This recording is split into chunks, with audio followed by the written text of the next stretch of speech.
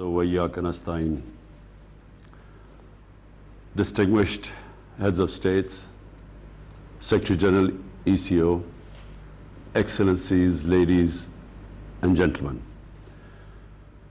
In Pakistan's capacity as the 13th Summit Chair, it is my honor to formally open the 14th Summit of Economic Cooperation Organization. I extend warm welcome and cordial greetings to all the participating leaders. I want to especially appreciate President Erdogan's initiative in organizing this virtual summit. Convening the summit in these difficult times is a reflection of collective commitment to ECO. We commend Secretary General Hadi Suleimanpur for ably leading the organization work. Pakistan congratulates Turkmenistan as the next ECO chair. But I especially want to congratulate President Ilham Aliyev on successful liberation of Azerbaijan's occupied territories. Excellencies, in 2017, we celebrated the Silver Jubilee of expansion of ECO membership and adopted the landmark ECO Vision 2025 and the Islamabad Declaration.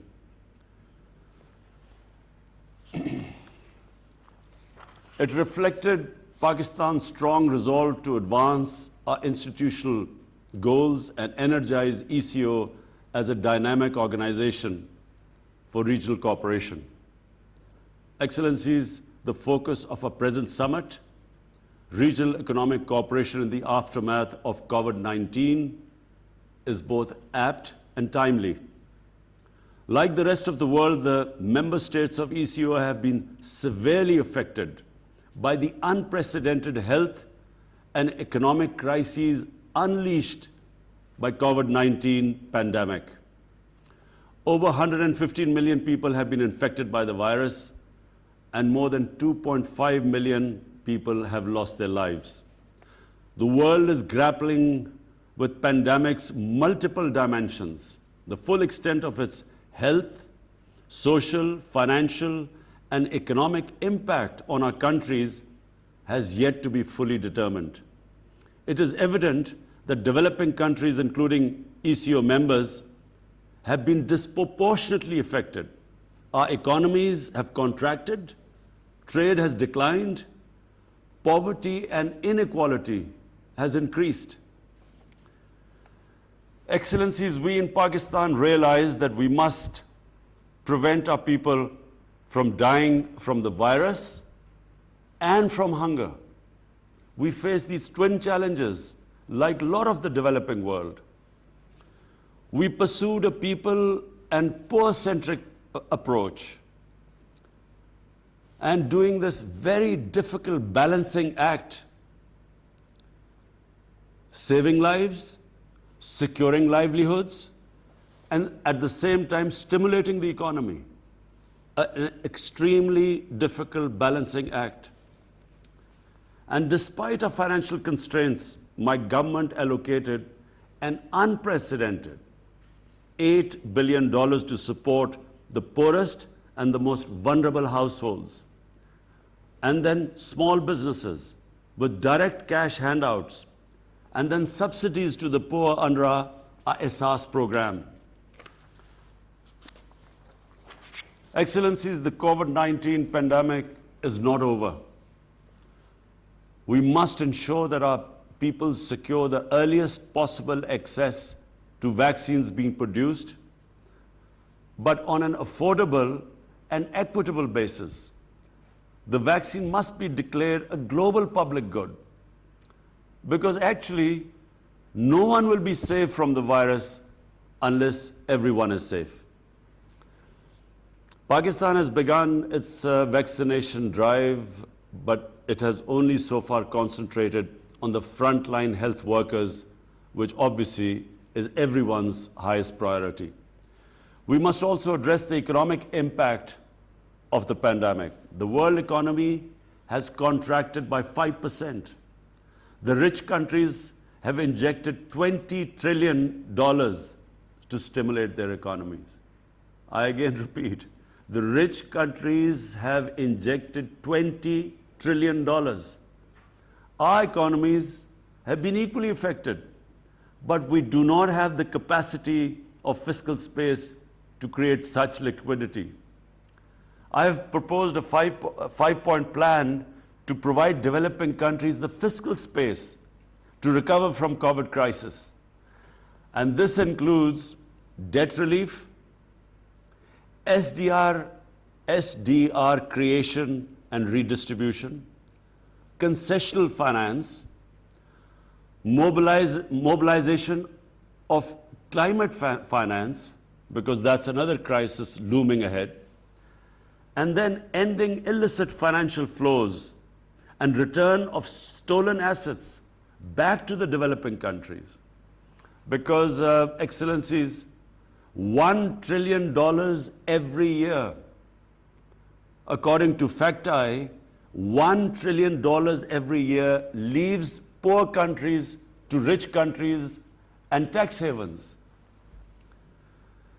Excellencies, apart from its health and economic consequences, the COVID crisis has exacerbated the manifestations of religious discrimination, xenophobia, and Islamophobia in various parts of the world.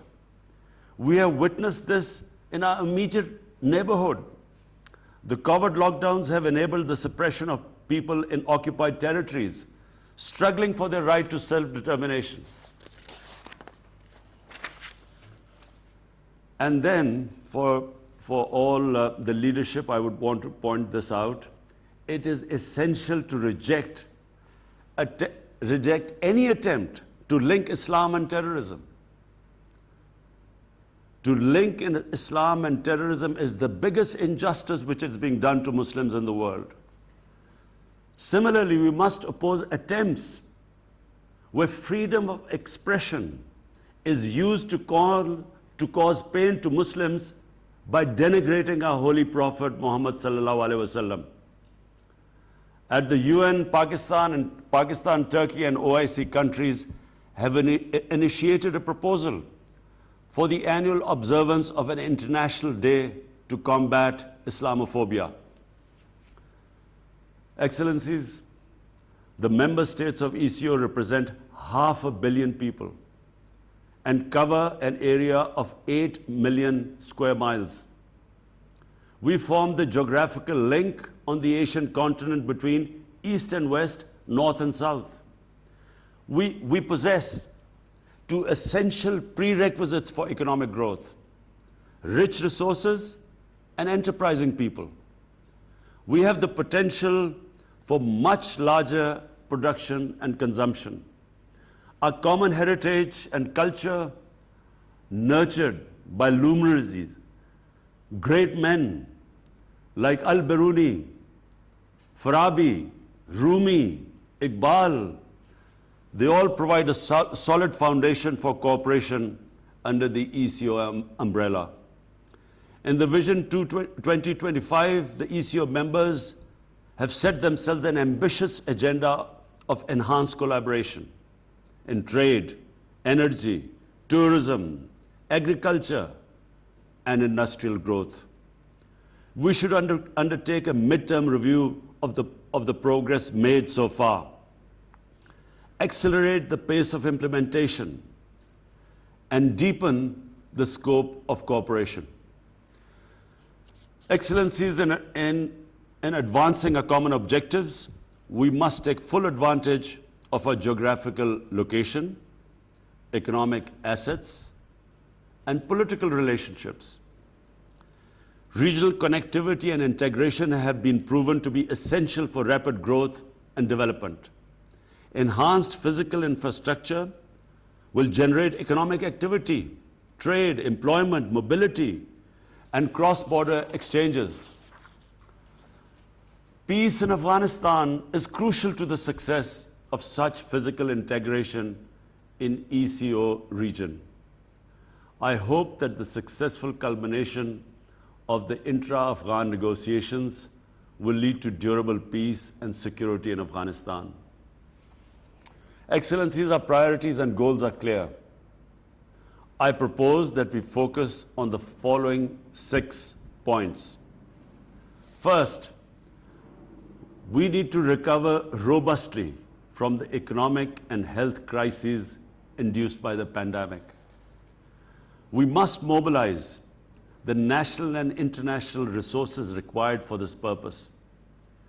I request ECO's support for my 5-point agenda, which I mentioned earlier. Second, we must adopt a plan to build resilient healthcare systems to respond to such crises in the future. We must possess the capacity to produce the medical equipment and medicines essential to respond to chronic and infectious diseases. Third, we must develop an integrated transport network to facilitate both intra-ECO trade and serve as a pathway for trade between the major economies to the east and west, north and south. The Istanbul-Tehran-Islamabad commercial cargo train and proposed Uzbekistan-Afghanistan-Pakistan railway links are important regional connectivity projects. In addition, linking CPEC with Afghanistan and beyond is vital. Fourth, we must implement the cross-border projects already agreed under the ECO members, including TAPI, gas pipeline, and the CASA 1000, establishing an ECO investment agency and organizing an annual ECO investment fair where investment-ready projects could be presented to ECO and global investors are ideas that can be explored. Fifth, studies indicate that our mutual trade, which is just 8% of our total trade, it's just 8% of our total trade. This could be expanded tenfold. Enhanced transport links will help, but we should promote conscious measures for trade promotion. Simplify border procedures. Establish intra-regional institutional linkages. Reinforce existing regional mechanisms like ECO Trade Development Bank. Operationalize ECO trade agreement and develop new initiatives like the clearing union. Sixth, to remain competitive, we must promote knowledge-based economies. And this needs that we enhance expenditures on research and development and focus on rapid digitalization, especially extension of broadband to all parts of our countries. The ECO, as envisaged in the Vision 2025, should engage in dialogues with other regional and international organizations. We could emulate some of the successful models of cooperation in the EU, ASEAN, and African Union. Excellencies, for Pakistan, the vision of ECO's regional economic integration is an essential component of a strategy to transform the tensions of geopolitics into the dividends of geoeconomics. I would like to conclude by reaffirming Pakistan's abiding commitment to ECO, to the founding principles of the Treaty of Izmir, and to the full implementation of ECO Vision 2025.